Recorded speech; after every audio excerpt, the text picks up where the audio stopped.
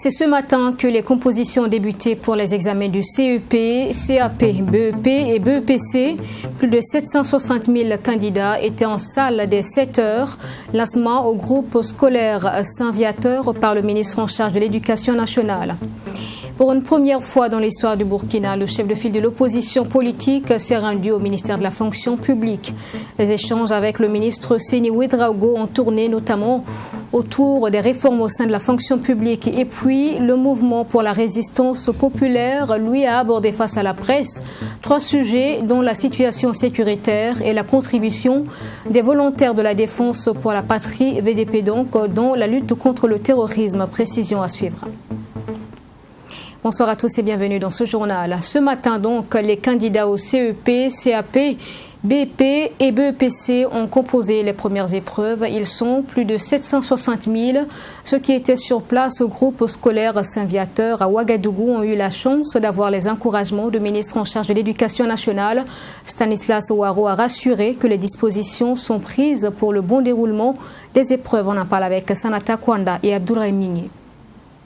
7 heures au groupe scolaire Saint-Viateur de Ouagadougou. Le ministre de l'Éducation nationale, de l'alphabétisation et de la promotion des langues nationales, accompagné des autorités régionales et communales, visite les salles d'examen avant le démarrage des épreuves. Des conseils et des encouragements sont donnés aux candidats par le ministre pour les rassurer. C'est normal. À 7h20, l'on procède successivement au lancement des épreuves du CEP et du BEPC. C'est l'heure de la montée du drapeau national dans ton école. Raconte. Vous voyez que c'est bien. Pour Stanislas Ouaro, malgré quelques difficultés rencontrées, les programmes scolaires sont achevés et les sujets sont en principe à la portée de tous les candidats. Alors nous avons travaillé à ce que les conditions soient réunies. Déjà, compte tenu du fait que l'année dernière, la plupart de ces candidats n'avaient pas achevé l'année scolaire lorsqu'ils étaient dans les classes intermédiaires, avant donc d'être dans les classes d'examen. Donc nous avons travaillé à ce que dès début octobre, sinon mi-septembre pour certains, début octobre pour d'autres, les cours puissent démarrer. Nous avons mis tout en œuvre pour que les programmes puissent s'achever. Et donc, de ce point de vue, nous pensons que les candidats, en principe, sont prêts pour y aller. À l'instar des candidats de ces centres de Ouagadougou, tous les candidats au CEP, au CAP, au BEP et au BEPC composent sur tout le territoire national. Pour les élèves déplacés internes, le ministre rassure que des mesures ont été prises et ces candidats prennent part à ces examens dans de bonnes conditions. Les élèves déplacés internes qui sont inscrits dans les localités où ils se déplacent, donc ils participent aux examens dans les mêmes conditions. Maintenant, il se trouve que dans certaines localités, au regard des derniers développements de la situation sécuritaire, nous avons dû déplacer donc des candidats et qui prendront part aux examens dans les localités où ces candidats ont été déplacés. Donc ce travail se poursuit, mais vous savez que pour des raisons sécuritaires, je ne vais pas communiquer les lieux. Notons que pour cette session 2021, au total 769 629 candidats prennent part aux examens du CEP, du CAP, du BEP et du BEPC avec plus de 50% de filles au CEP et au BEPC. Fruit des combats pour la scolarisation de la jeune fille, se félicite Stanislas Ouaro. Et dans la ville de Sia, ils sont près de 44 000 candidats au brevet d'études du premier cycle BEPC. C'est à 7h30 que le gouverneur de la région des Hauts-Bassins a procédé au lancement officiel des épreuves écrites. C'était au lycée mixte d'Akarville de Bobo-Dioulasso donc. Image avec notre correspondant Joseph Koudougou. Nous sommes au lycée mixte d'Akarville de Bobo-Dioulasso. C'est sous une pluie que les candidats ont rallié les différents centres de composition des épreuves du brevet d'études du premier cycle. Après les appels, le gouverneur de la région des Hauts-Bassins fait son entrée dans les différentes salles de composition pour encourager et prodiguer des conseils aux candidats. Oui, on a bossé, on a étudié. Bon, on souhaite le meilleur pour tous, que Dieu nous aide. Oui, pour ce matin-là, je me sens très bien. Oui, je suis prêt à composer. Oui, les révisions sont passées très bien. Oui, on a fait beaucoup d'exercices et on prie Dieu que pour cette année-là, que nous tous, on gagne notre BBC. Il est 7h30. Lorsque le gouverneur de la région des Hauts-Bassins procède au lancement des épreuves qui commencent par la dictée. La poste coloniale. Un vieux bâtiment construit au temps colonial abrite le service des postes et télécommunications de l'ADER. Au constat général, certains candidats manquent à l'appel. Les candidats de ce centre sont tous présents. Et nous avons simplement relevé que dans d'autres centres au niveau de la région, des candidats n'ont pas pu rejoindre à temps leur salle d'examen en raison de la pluie qui s'est abattue depuis ce matin à Bobo-Dioulasso et dans plusieurs localités de la région. Nous sommes en train de chercher des solutions pour permettre à ces candidats de rattraper la deuxième épreuve avec l'organisation, la complicité des autorités de l'éducation. Et ces enfants seront transportés par la compagnie Sotraco que nous avons dépêchée sur les lieux et je pense qu'ils pourront rattraper la deuxième épreuve. Et ce sont 14 candidats de la région des Hauts-Bassins qui ont eu des difficultés pour rejoindre leur centre de composition. Oui, nous sommes en train de trouver des solutions parce que nous ne voulons pas mettre en danger la vie des candidats en les faisant traverser coûte que coûte ces rivières qui sont aujourd'hui bondées d'eau. Donc nous allons trouver une solution pour qu'ils puissent rattraper les épreuves à venir. Cette année, ils sont au nombre de 43 762 candidats dans la région des Hauts-Bassins à partir à la conquête du BPC. Retour à Ouagadougou, mais nous restons dans le domaine de l'éducation pour parler de renforcement de capacité de plus de 400 enseignants du primaire. Une formation en ligne qui concerne donc les 4 livrets conçus par ces enseignants eux-mêmes. Lancée donc hier lundi par le ministre en charge de l'Éducation nationale.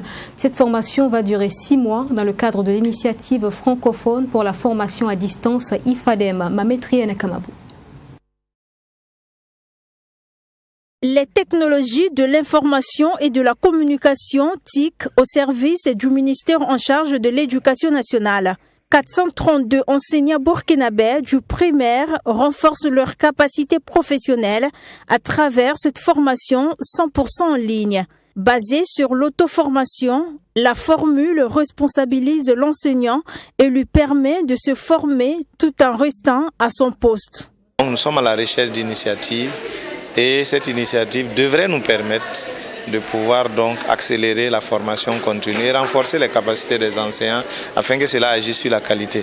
On a amélioré significativement l'accès à l'éducation dans notre pays, mais malheureusement en termes de qualité, on est toujours à la traîne. Et donc cette initiative-là devrait nous permettre de pouvoir passer à la formation 100% en ligne.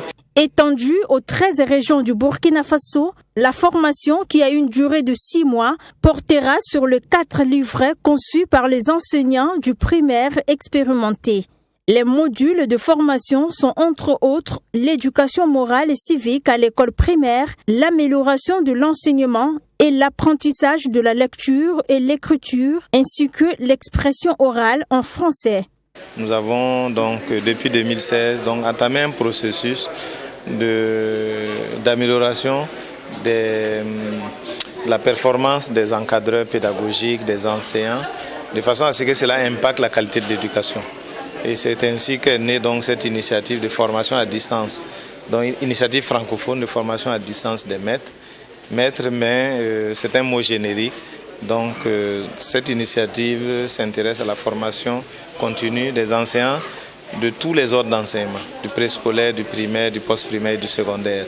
Cette initiative, qui a démarré avec les enseignants du primaire, est appelée à s'étendre aux acteurs de tous les ordres d'enseignement après évaluation des résultats. Pour cette phase pilote d'IFADEM, initiative francophone pour la formation à distance, 4 pays en plus du Burkina Faso prennent part à cette formation. Il s'agit de la Côte d'Ivoire, le Niger, le Sénégal et la RD Congo. Nous repartons à Bobo-Dioulasso où 31 femmes retirées de la rue et formées par le ministère en charge de la femme ont reçu vendredi dernier leur kit et fonds de roulement, des outils et une enveloppe donc qui devrait leur permettre de prendre leur élan dans l'entrepreneuriat. Détail avec notre correspondant dans la ville de Sia, Joseph Okudougou. Désormais, ces femmes n'iront plus dans la rue pour demander de l'aide afin de subvenir aux besoins de leur progéniture. Au regard des risques auxquels ces femmes retirées de la rue et leurs enfants sont exposés, il est important qu'après les actions de sensibilisation dont elles ont bénéficié, d'envisager leur réinsertion socio-professionnelle. À l'issue d'une formation en aviculture, 31 femmes ont bénéficié de l'appui du ministère de la Femme, de la Solidarité nationale, de la Famille et de l'Action humanitaire. Nous sommes tous conscients du phénomène des personnes en situation de rue au Burkina Faso. Et quand on parle des personnes en situation de rue, notamment les enfants en situation de rue, les femmes accompagnées de leurs enfants en situation de rue, il faut dire que c'est 31 femmes qui ont été formées après leur retrait en leadership féminin, en estime de soi et aussi dans des activités comme aviculture et comment mener des activités génératrices de revenus. Cela consistait avec, comme vous avez constaté, du matériel pour l'aviculture et aussi tout un fonds de roulement de 80 000 francs pour chaque femme. Il a été déposé dans un compte, c'est ça qui a consisté à la remise des carnets à chacune de ces femmes. Donc, on voit que à l'issue de leur formation et la dotation en matériel pour mener ces activités, que ces femmes-là seront en tout cas des modèles pour d'autres qui sont toujours dans la rue. Quoi de plus normal pour ces femmes de la commune de Bobo-Dioulasso de se réjouir de cette promesse tenue par le ministère.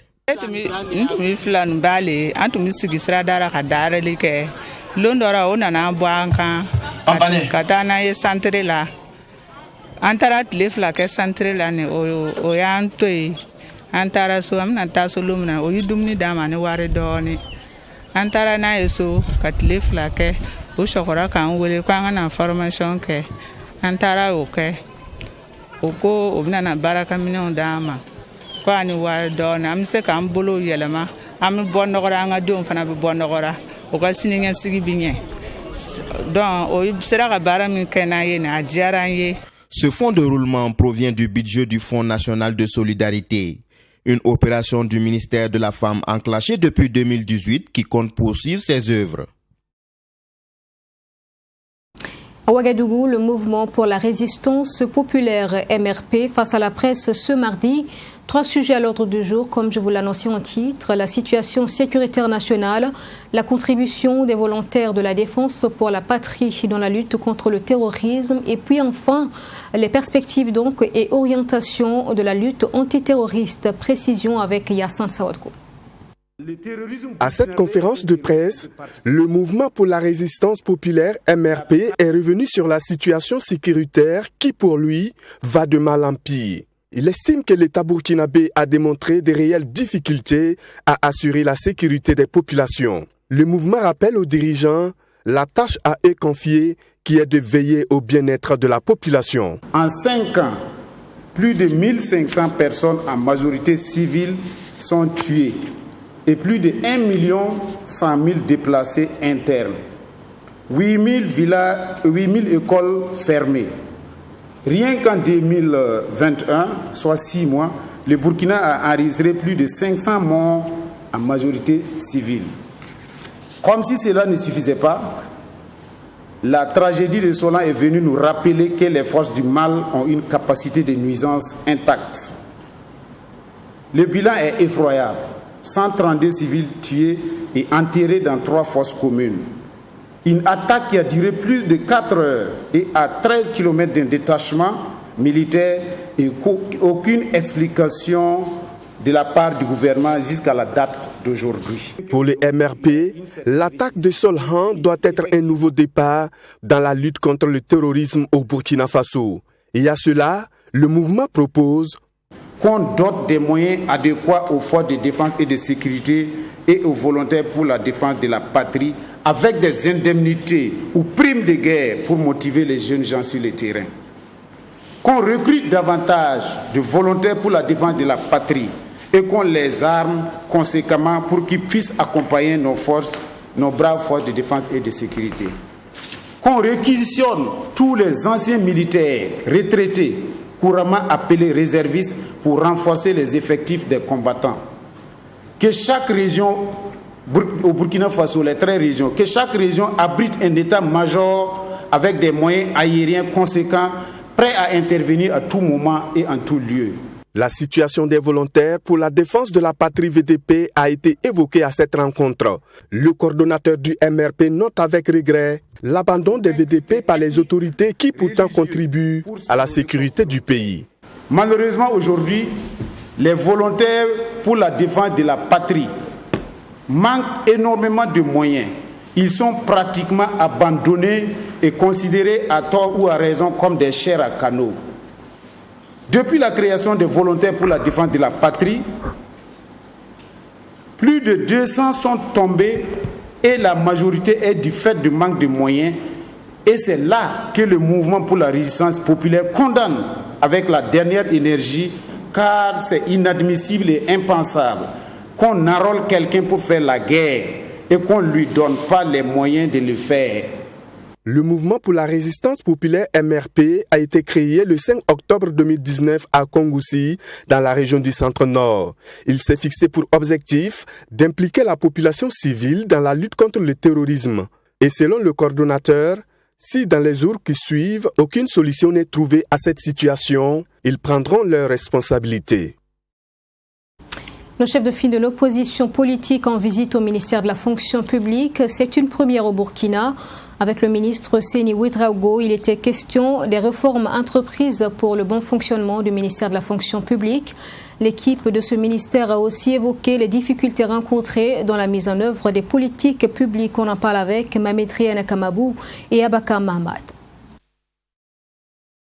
C'est une invitation du ministre de la fonction publique qui justifie la présence du chef de file de l'opposition politique au sein de ce bâtiment. Edi Komboigo est venu voir de visu les réformes apportées par Seni Ouedraogo et son équipe au cours de ces 3 dernières années. Une présentation de réalisation a été faite pour permettre à la délégation du CEFOP de s'imprégner davantage de ce changement. Et après avoir suivi avec beaucoup d'intérêt les exposés des agents de la fonction publique, c'est un homme heureux et qui nourrit beaucoup d'espoir pour l'avenir du Burkina Faso, qui a traduit sa satisfaction. Nous pouvons dire aujourd'hui,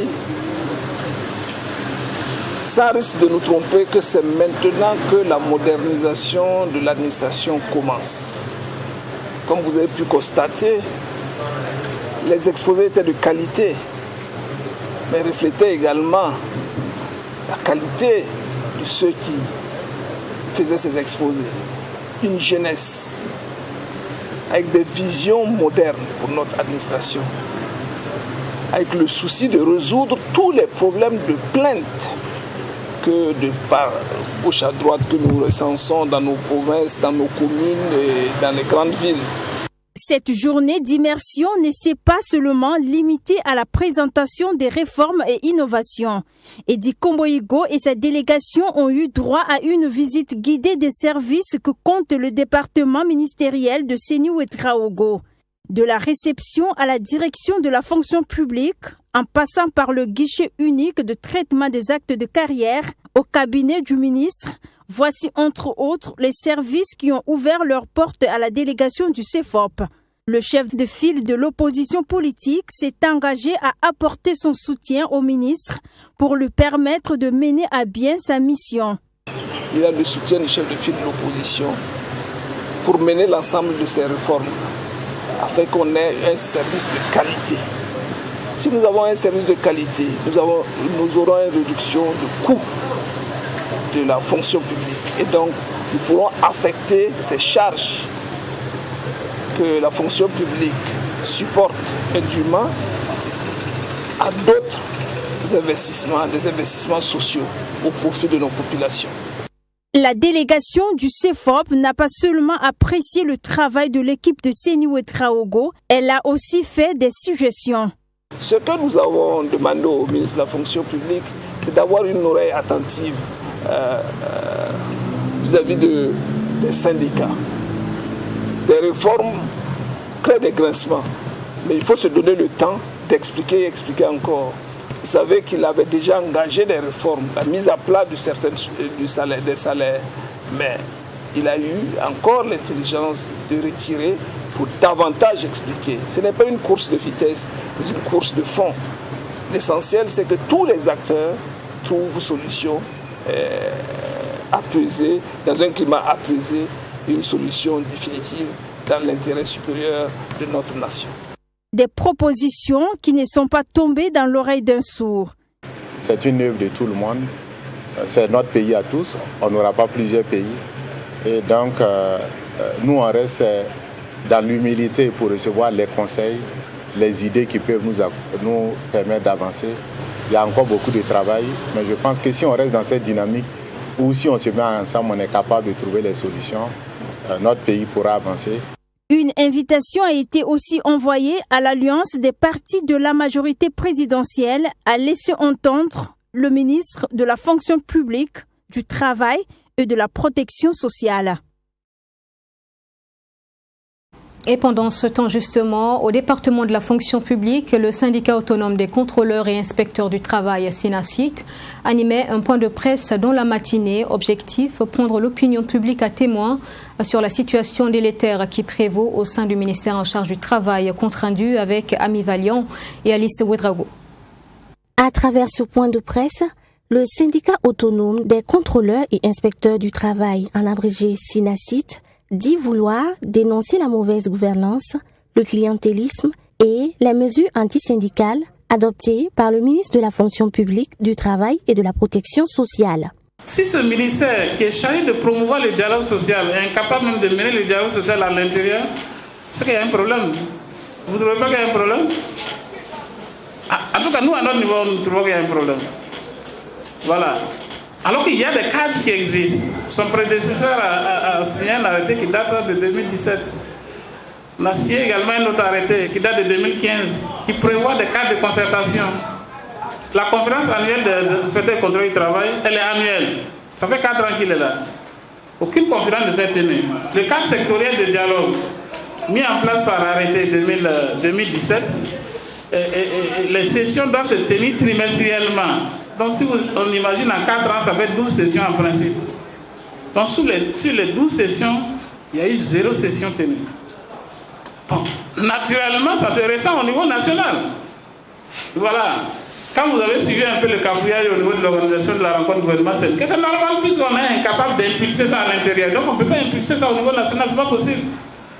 On ne peut pas impulser ça au niveau national.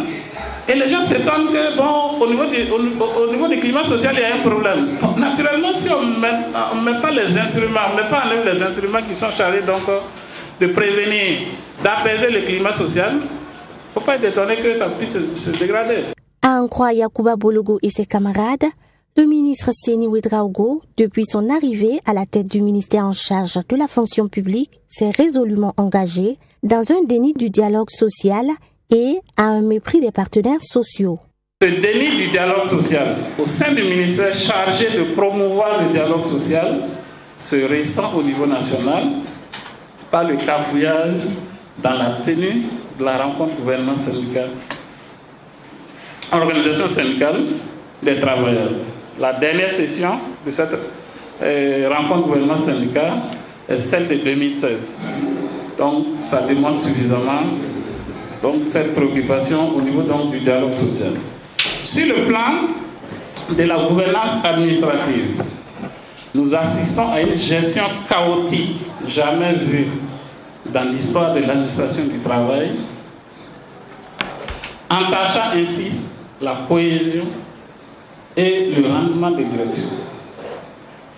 Cette situation, conséquence du déni du dialogue social, est du style de gouvernance solitaire, ainsi que le refus de tout esprit critique, a mis aujourd'hui l'administration du travail dans une certaine léthargie. Selon les conférenciers du jour, plus de 10 demandes d'audience ont été déposées par le syndicat auprès du ministère sans suite. Au regard donc de la rupture du dialogue, le syndicat autonome des contrôleurs et inspecteurs du travail appelle ses militants à rester mobilisés et à se tenir prêt pour toute action que la situation commanderait. Dans ce journal, des artistes engagés à travers des actions en faveur de la santé, Dr Abdallah et Malika Laslamazone, organisaient samedi dernier une séance de collecte de sang à l'université Professeur Joseph Kizerbo. Ces démarches, actions de solidarité donc, entrent dans le cadre du tournage du clip intitulé L'hymne du don de sang. Un duo des artistes cités, forte mobilisation pour ce don de sang justement, image avec Béranger Zambelongo et Alice Ouedraogo. Le Centre national de transfusion sanguine a des difficultés à satisfaire la demande en sang au Burkina Faso en ces moments de forte pluie. Pour faire face à ce manque, les artistes Abdallah et Malika Laslamazone ont décidé d'organiser une opération de don de sang. Une opération qui entre dans le cadre du tournage de leur clip intitulé « Hymne du don du sang ». Pour Abdallah, ce clip permettra d'interpeller la population sur l'importance du don de sang. Cette semaine, déjà le 14 juin passé déjà, c'est la journée mondiale du don de sang. Et vous savez, moi je suis un peu dans la musique de sensibilisation. On a déjà abordé plusieurs thèmes. Et je me suis dit que ce thème de don de sang est un thème qu'on ne devait pas laisser tomber. Donc on a donné plus l'initiative de faire ce don de sang qui va rentrer dans le cadre de la réalisation d'un clip que moi j'ai nommé Hymne du don de sang comme ça, pour que les gens puissent être interpellés sur la nécessité de donner leur sang. Donc voici un peu l'initiative. C'est faire un clip et associer le clip à un don de sang. Il ne faut pas seulement dire aux gens de venir donner leur sang, il faut qu'on puisse poser les actes même, que les gens puissent donner leur sang. Donc voici ce qui nous a motivé à venir aujourd'hui pour ça. Un don de sang organisé en collaboration avec la police nationale et les étudiants. Pour la police nationale, c'est un geste qui permettra de sauver des vies. Faire le don de sang, c'est un acte noble pour tout citoyen burkinabé. Nous savons tous qu'actuellement, pas mal de gens sont dans le besoin. C'est pourquoi nous, en tant qu'anges de la paix, nous ne pouvons pas rester indifférents pour ces genres d'actes. C'est la raison pour laquelle nous sommes là, pour contribuer également d'une manière ou une autre pour faire le don de sang. Ayant participé au tournage du clip, l'artiste musicienne Malika Laslamazone est revenue sur la nécessité de donner son sang. Beaucoup ont peur de la seringue, beaucoup ont des préjugés superflus sur tout ce qui est don de sang. Mais vous savez, le malheur n'arrive pas qu'aux autres. Pour toutes ces personnes qui se sont retrouvées dans cette situation savent de quoi je parle. Et il ne faut pas attendre que ça arrive à un de tes proches ou que ça t'arrive à toi pour faire le geste. Et comme je l'ai dit dans la chanson, on voit souvent des RIP sur les réseaux sociaux par tonnes. Pourtant, un simple geste aurait pu changer la donne. Et aujourd'hui, c'est ce simple geste-là que nous faisons. Juste tendre le doigt pour lui, pour elle, pour sauver des vies. Cette séance de collecte de sang a été initiée par Dr Abdallah et Malika Laslamazone avec pour objectif de contribuer à renflouer la banque de sang au niveau du Centre national de transfusion sanguine et partant contribuer à soulager les malades dans le besoin du liquide précieux. Assainissement dans la commune de Ouagadougou. En cas d'inondation, les autorités sont très souvent les premiers indexés donc par les populations qui dénoncent le manque de caniveaux pour drainer les eaux de pluie. Cependant, le constat montre que certains caniveaux donc déjà existants sont mal entretenus. L'une de nos équipes vous propose des images d'agents de la mairie de Ouagadougou en pleine opération de curage et d'élimination de décharges incontrôlées. Images donc prises samedi dernier par Mamétrie Nakamabou et Abakar Mahmad. Ceci est le visage que présentent la plupart des caniveaux de la ville de Ouagadougou. Ces canaux, qui à l'origine devraient servir à évacuer l'eau de pluie, sont plutôt devenus des poubelles pour les habitants de la capitale.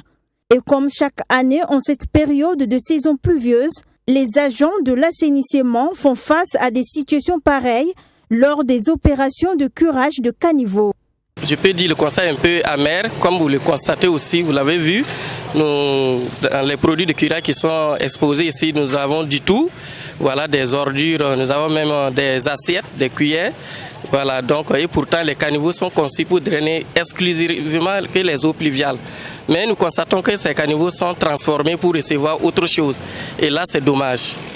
Depuis le début de ce mois de juin, plusieurs équipes ont été déployées dans les différents quartiers pour ce genre d'opération. Pour cette première tranche, 127 km sont en cours de nettoyage. Je dis bien une première tranche parce que c'est une organisation interne pour l'intervention sur le terrain, aller aux ouvrages qui sont soumis à des risques énormes là où le risque d'inondation y est et là où il y a une concentration de population. Et quand c'est le centre-ville, on divise en deux. Il y a les périphéries, il y a le centre-ville, il faut s'occuper de tout. En plus du curage de caniveaux, une opération d'élimination de décharges incontrôlée a été initiée par la direction de la salubrité publique et de l'hygiène de Ouagadougou. Objectif, améliorer l'environnement et le cadre de vie des populations. À ce jour, il y a une quinzaine de décharges incontrôlées de la ville de Ouagadougou qui ont été éliminées. Voilà, comme vous le constatez ce matin, nous sommes au niveau de l'Alain, pas loin des rails. Vous voyez tout le long là, c'est la population qui a constitué ces dépotoirs là. Bon, mais comme ça participe à l'instabilité de la ville, à des problèmes environnementaux et sanitaires, voilà, nous sommes obligés, la mairie est obligée d'intervenir pour éliminer. Bien que des opérations soient menées un peu partout dans la capitale burkinabé, le problème d'insalubrité perdure. Le directeur de la salubrité publique et de l'hygiène de Ouagadougou déplore l'incivisme de certains. Notre difficulté est qu'on passe le temps à faire du surplace. Je m'explique. Il y a pas mal de dépotoirs qu'on élimine qui se reconstituent. Et donc, c'est ça notre véritable difficulté. Et ça, c'est dû à quoi? Si vous prenez la ville de Ouagadougou, il y a une frange de la population qui refuse de s'adhérer aux règles de gestion des déchets. Avec une population de plus de 3 millions d'habitants pour Ouagadougou, il est donc difficile pour les autorités communales de lutter contre l'insalubrité sans l'accompagnement de ce dernier. La question est de savoir qu'est-ce que la population doit faire pour accompagner les autorités. Gérer de façon responsable et de façon patriote ces déchets. Si je suis en circulation, je n'accepte plus jeter un sachet en circulation. Je n'accepte plus jeter un lotus dans le lieu public. Chez moi, je dois être abonné à un GIE, avoir des poubelles appropriées et faire enlever mes déchets dans les meilleures conditions, dans les conditions réglementaires et participer à nettoyer ma rue. Les autorités communales ont interpellé le Ouagavillois à avoir un comportement responsable. Elles ont aussi souligné que l'entretien de la ville de Ouagadougou relève aussi bien de la responsabilité de la population que de celle des autorités communales. Et puis le sport pour terminer. Samedi dernier, le terrain Oumarou Kanazoé de Yako abritait le lancement de la deuxième édition de la Coupe de l'unité et de la cohésion sociale. Permettre aux populations de se rencontrer et de laisser naître des liens de convivialité, c'est l'objectif général visé donc par les organisateurs. Le match de levée de rideau a opposé Passoré FC à l'équipe des anciens internationaux. Le dénouement avec Assami Touré. C'est parti pour la deuxième édition de la Coupe de l'unité et de la cohésion sociale. Initiée par le duo Bruno Compaoré et l'ancien international Madi Panam Tigri, cette compétition qui regroupe plus d'une dizaine d'équipes vise à promouvoir le sport et à prôner le vivre ensemble dans la commune. En levée de rideau, les anciens internationaux ont battu Passoré FC par le score de 2-0. Il est évident que vous avez constaté que cette deuxième édition, à partir de son lancement, était émaillée de difficultés. Mais on peut rendre grâce à Dieu parce que ça s'est très bien passé. En dehors des dieux de la technique qui n'étaient pas avec nous, nous voyons que tout s'est bien passé. C'est vraiment le fruit d'une amitié, le fruit d'un attachement de l'homme à l'homme, qui est à travers mon ami et frère Madi Panam Tigri. Nous avons estimé, quelles que soient les difficultés, il fallait qu'on lance cette deuxième édition. Donc c'est pour vous dire l'attachement à la jeunesse, l'attachement à bien faire, l'attachement à faire la cohésion et l'unité autour des jeunes. Nous pensons aujourd'hui qu'il est fondamental que les jeunes s'unissent. Après la première édition réussie, il était de bon ton pour les promoteurs de poursuivre cette œuvre qui, selon le ministre de l'Agriculture, contribue à la réconciliation nationale. Pour lui, cette activité doit être pérennisée. Cette coupe-là est la bienvenue parce que c'est la coupe de l'unité et de la cohésion sociale. Parce que dans une zone, dans une province, on a besoin de ça. Parce que ça constitue le terreau pour préparer la réconciliation nationale. Et je voudrais dire que cette coupe aussi nous a permis de pouvoir voir les anciens internationaux de l'équipe des étalons. Et ça, vraiment, c'est avec plaisir que nous avons suivi ce marche-là. Même son de cloche pour le coparrain. Il apprécie en outre cette complicité qui fait honneur à la région du Nord. Donc nous ne pouvons pas être insensibles à des initiatives de cette nature qui ne visent pas la satisfaction d'un intérêt personnel ou d'un intérêt spécifique, mais qui visent à apporter une contribution pour une œuvre collective qui concerne l'ensemble de la région. Et je crois qu'au-delà de la région, c'est les jeunes, la région du Nord, du Pastorat en particulier, qui sont les principaux bénéficiaires de cette initiative. Pendant un mois donc, le terrain Oumarou Kananzui sera animé de matchs à élimination directe en attendant les deux meilleures équipes pour la finale. Et voilà pour ce journal. Merci de l'avoir suivi. Je vous souhaite une excellente suite en notre compagnie. Bonsoir, je vous retrouve demain à 20h.